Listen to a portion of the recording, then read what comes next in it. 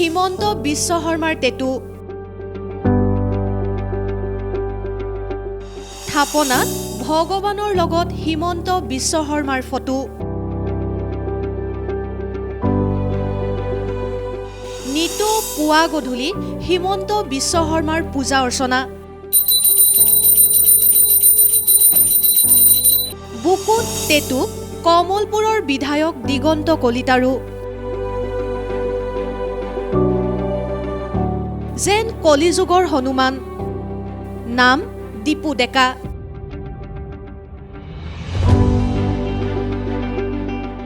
হনুমানৰ আধুনিক সংস্কৰণ দীপুৰ ঘৰ কমলপুৰত সত্যযুগত যেনেকৈ হনুমানৰ বুকুত প্ৰভু ৰাম আৰু সীতাৰ প্ৰতিচ্ছবি জিলিকি আছিল ঠিক একেদৰেই দীপুৰ শৰীৰতো জিলিকিছে দুজনকৈ ব্যক্তিৰ প্ৰতিচ্ছবি হনুমানৰ আধুনিক সংস্কৰণ দীপুৰ শৰীৰত পিছে কোনো অদৃশ্য ভগৱানৰ প্ৰতিচ্ছবি অংকন কৰা নাই তেওঁৰ শৰীৰত থকা দুই ভগৱন্ত হ'ল হিমন্ত দিগন্ত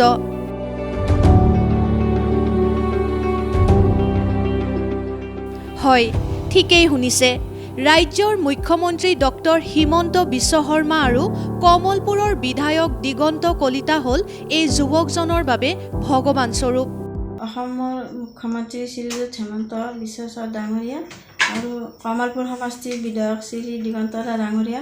তেখেতসকলক ল'ৰাজনে খুবেই ভাল পায় আৰু তেখেতসকলৰ মিটিং য'তেই থকা বুলি নকয় কিয় ল'ৰাজনে আগ্ৰহ কৰি ওলাই যায় আমিও একো হাকা বাধা নকৰোঁ আৰু ল'ৰাজনে মাক দেউতাকক যিখিনি শ্ৰদ্ধা কৰে আমাক দেউতাকক বা মোক তেখেতসকলক তাতকৈ বেছি শ্ৰদ্ধা কৰে আৰু বেছি মৰম কৰে সদায় আমি তেখেতসকলৰ দীৰ্ঘায়ু কামনা কৰোঁ তেখেতসকলৰ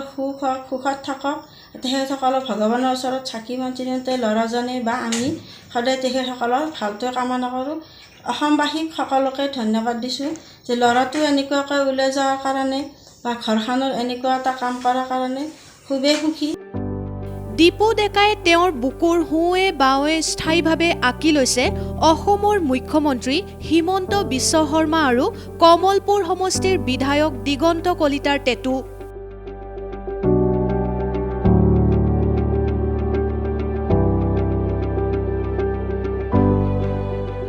কমলপুৰৰ ৮ গাঁৱৰ যুৱক দীপুৱে অকল টেটু অংকন কৰি চলোৱাই নহয় পুৱা গধূলি পূজা অৰ্চনাও কৰে এই ব্যক্তি দুগৰাকীক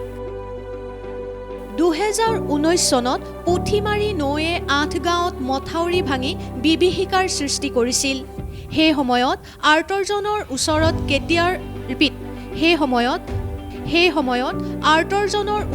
তেতিয়াৰ মন্ত্ৰী ডক্টৰ হিমন্ত বিশ্ব শৰ্মা থিয় হোৱাৰ পিছৰে পৰা দীপু ডেকা আকৃষ্ট হয় হিমন্ত বিশ্ব শৰ্মাৰ প্ৰতি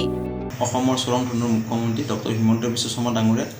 ৰাম হিচাপে মই তেখেতক মোৰ হৃদয়ৰ সোঁফালে তেখেতক টেটু অংকন কৰিছোঁ আৰু কমলপুৰ সমষ্টিৰ বিধায়ক মই সকলোৰে মৰমৰ দিগন্ত কলিতা ডাঙৰীয়া মোৰ বুকুৰ বাওঁফালে মানে টেটু হিচাপে অংকন কৰি ৰাখিছোঁ আৰু লক্ষ্মণ হিচাপে আৰু কথাটো হৈছে কিমান তেখেতসকলক টেটু অংকন কৰা কিয় কৰিলোঁ মই ২০১৯ বৰ্ষত যেতিয়া আমাৰ ৮ গাঁৱত মথাউৰি ছিঙি বানপানীৰ এক বিভীষিকাৰ সৃষ্টি কৰিছিলে সেই সময়ত বিপদকৰ্তা হিচাপে ত্ৰাণকৰ্তা হিচাপে আমাৰ ৮ গাঁওবাসী ৰাইজৰ ওচৰত সেই সময়ৰ স্বাস্থ্যমন্ত্ৰী তথা বিত্ত মন্ত্ৰী ডক্টৰ হিমন্ত বিশ্ব শৰ্মা ডাঙৰীয়াই আহি কথা দিছিলে যে নদীটোৰ দুয়োপাৰে থকা মাথাউৰি তেখেতে নিৰ্মাণ কৰিব আৰু সেই কথামতে তেখেতে নদীৰ দুয়োপাৰে থকা মাথাউৰি নিৰ্মাণ কৰি দিলে আৰু আগন্তুক দিনত আমাৰ নদীৰ দুয়োপাৰে থকা মাথাউৰি তেখেতে পকী কৰিবলৈ গৈ আছে সেয়েহে মই তেখেতসকলৰ কৰ্মৰাজিত অনুপ্ৰাণিত হয় আৰু অসমৰ হিমন্ত বিশ্ব শৰ্মা ডাঙৰীয়াই যেনেকৈ কথাবিলাক কয় ঠিক তেনেকুৱাকৈ মানে কামবিলাক কৰে আৰু আগন্তুক দিনত আমাৰ অসমখন ভাৰতবৰ্ষৰ শ্ৰেষ্ঠ ৫খন ৰাজ্যৰ ভিতৰত এখন কৰিবলৈ যেনেকৈ দিনে নিশে কাম কৰি আছে ২০২০ বৰ্ষৰ কৰোণা কালতেই হওক বা এতিয়াই হওক ঠিক তেনেকৈ যেনেকুৱা কৰ্মৰাজিৰ প্ৰতি অনুপ্ৰাণিত হৈ মই তেখেতৰ প্ৰতি থকা মোৰ ভালপোৱা মৰম শ্ৰদ্ধাৰ বহিঃপ্ৰকাশ ঘটাই মৃত্যু পৰ্যন্ত তেখেতসকলৰ দুজনকে মোৰ বুকুত টেটু হিচাপে অংকন কৰি ৰাখিছোঁ ভক্তৰ এই ভক্তি দেখি আপোনাৰ কি প্ৰতিক্ৰিয়া সেয়া জনাবলৈ নাপাহৰিব বাইহাটা চাৰিআলিৰ পৰা নয়নজ্যোতি দাসৰ ৰিপৰ্ট প্ৰতিবিম্ব live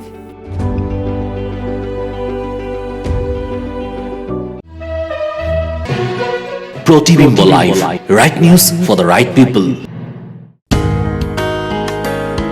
Get GAT, which stands for Guwahati Accident Trauma and Emergency Hospital.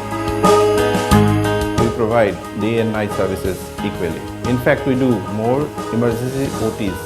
than elective surgeries. We also cater the low socio-economic strata of Assam by its illustrious cream called Hahi, which means to smile. So keep smiling with a healthy life with Gate Hospital.